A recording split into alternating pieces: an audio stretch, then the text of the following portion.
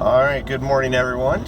Norman Horn here with the Libertarian Christian Institute, and I'm doing our second ever video for our new little Hot Takes series, where I will just come on while I'm driving or sitting around the house and just basically talk about whatever's pretty much on my mind for the day and in the world of politics, whatever's interesting, whatever's funny or whatever. So today I thought I wanted to do a little video because I've been last week on Friday I did an interview with my good man Dr. Bob Murphy for the new Bob Murphy Show, and that'll be out on Wednesday of this week. Today's the 17th, so it'll be out on the 19th, and we had a really great time talking about Christian faith and libertarianism. And we talked about a number of things, but there's something I said in that interview that I thought was, first of all, interesting. The first interesting thing is that I actually misquoted a scripture, which I didn't discover until like a day later because I am just a silly, goofball. I decided that the temptations of Jesus were in Matthew chapter 5 rather than in Matthew chapter 4. Whoops.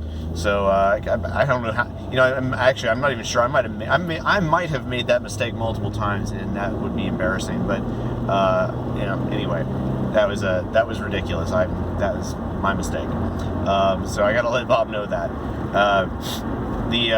But the other thing, more importantly, and in fact, in the last couple of podcast interviews that I've done over the last 4 to 6 months or so, I've been saying something. I actually have not encapsulated this in an article, but I think I should at some point. But I'm going to do it in video first, and that is that oftentimes when you talk to people about libertarianism, and in particular what things look like in the absence of government intervention in some kind of arena that normally gets government intervention, whether that's security of person and property or whatever, you kind of you get the objection of like, well, first of all, they'll ask, what will this look like? And then when you even try to explain it, you'll often get something like, well, this just sounds like chaotic. I mean, why would this be something I want?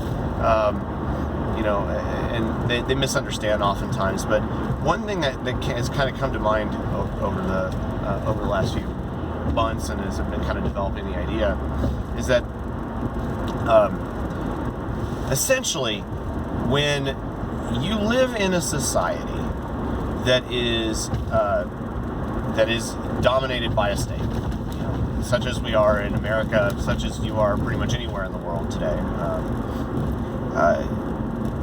activity in that within that sphere of government and whatnot is characterized by a threat of aggression in the background. And people have noted this in various ways in writings and speeches, of course, for decades. This is not a new idea by any means. But in fact, really, the whole idea I'm about to propose is not really new. Maybe slightly worded differently. But here's I guess the idea is that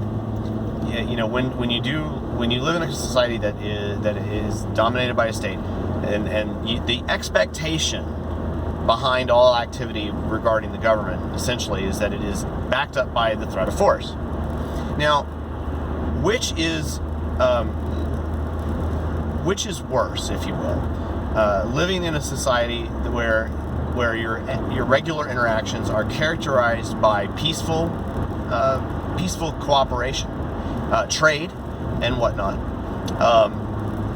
To where the expectation is that you're going to act peaceably with your fellow man. Like that is the expectation.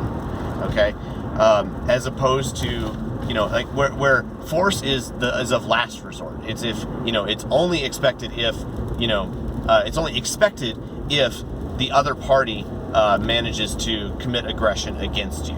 So in other words, the only expectation is that it was one of two things: is that either aggression is happening, or you're responding to aggression in the form of self-defense.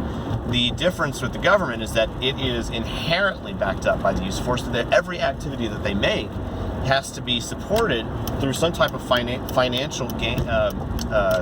If it's an action that is supported by some type of financial backing, that money had to come from somewhere.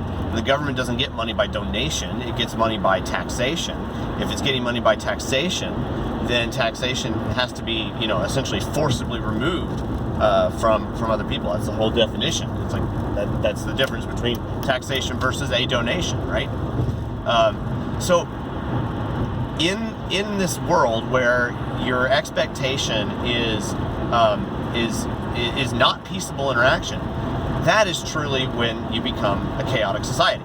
That there is no necessary expectation of peaceable interaction, and that I believe very sincerely is like that is a basis of degenerating society. And that's why I think ultimately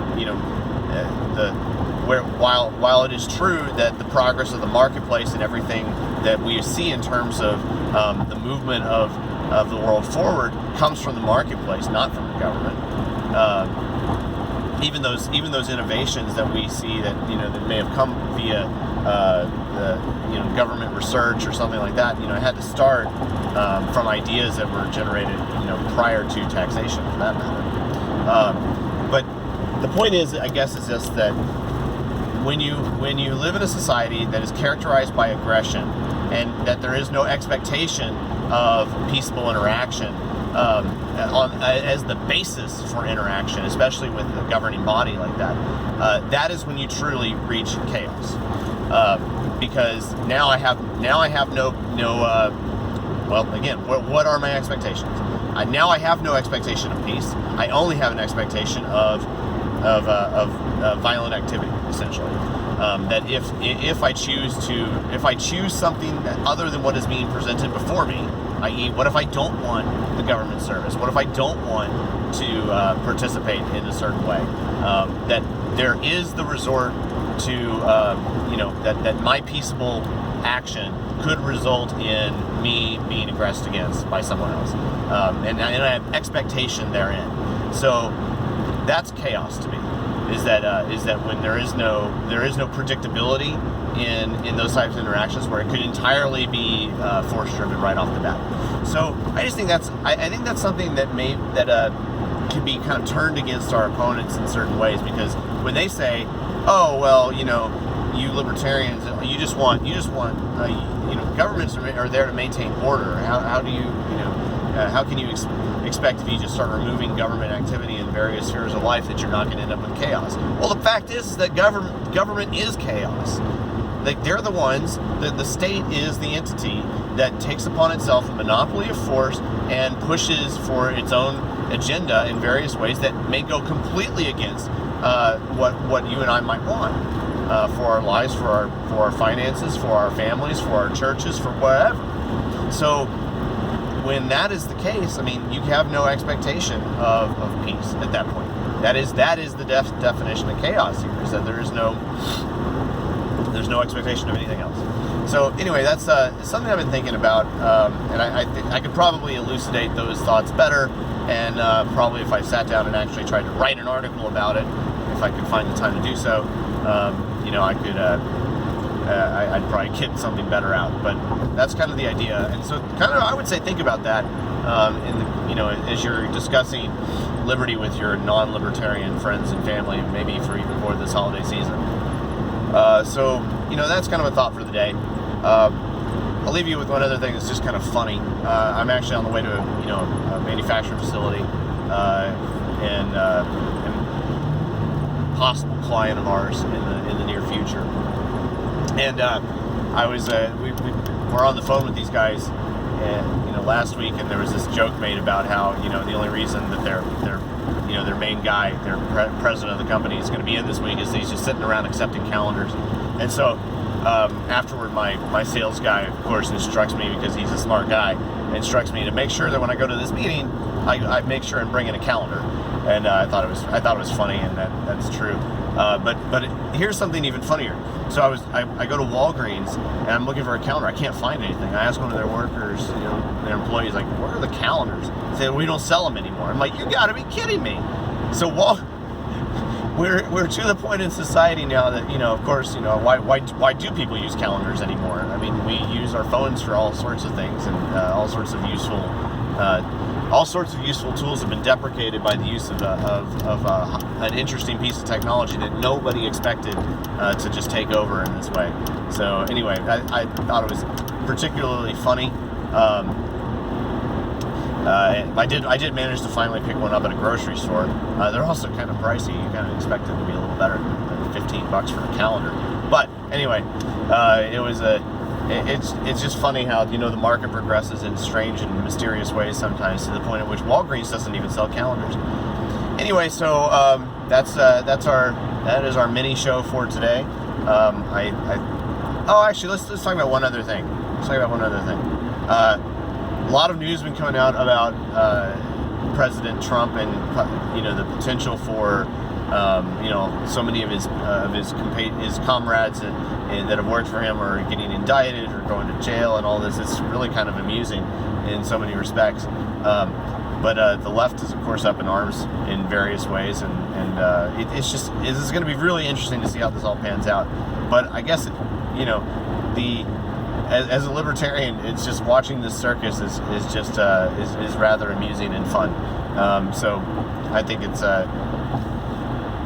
you know, it's kind of fortuitous in many respects, because it's about time that some of these guys, that some government actors start getting indicted for their malfeasance, and we can only hope that what happens here is that, you know, this becomes just a trend. I mean, we want to see more. Let's see more of government actors go to jail. That'd be great. Let's see more get impeached. That'd be great. Let's let these chaotic people get their just desserts, you know, for what they do on a regular basis. And you know, I think it's interesting. I hope that people learn their lessons from all this. That, you know, putting all your trust in princes and all that.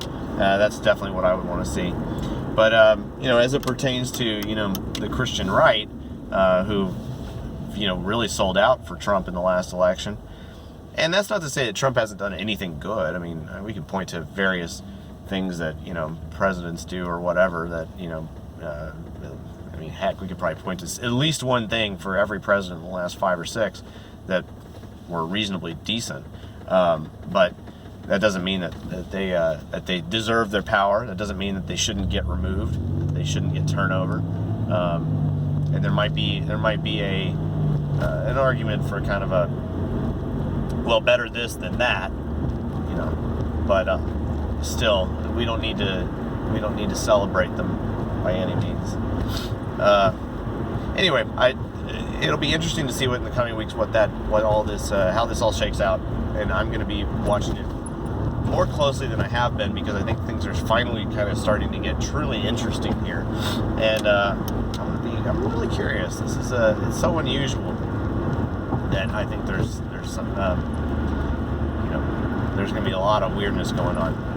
But with that, I think we're done for the day, and I'm almost to this facility now, and I think there's going to be some good work to do today. I'm looking forward to it. And so I don't know if I'll do one of these during Christmas week. Maybe not. If not, then I'll see you guys in a couple weeks.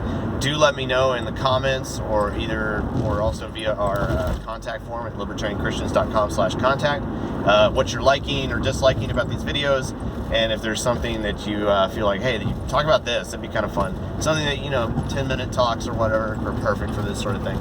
So let us know. We do read all the every email that's ever sent to us. We, like, multiple people now read those, and we, you know, monitor everything very closely, because we want to hear what people are thinking.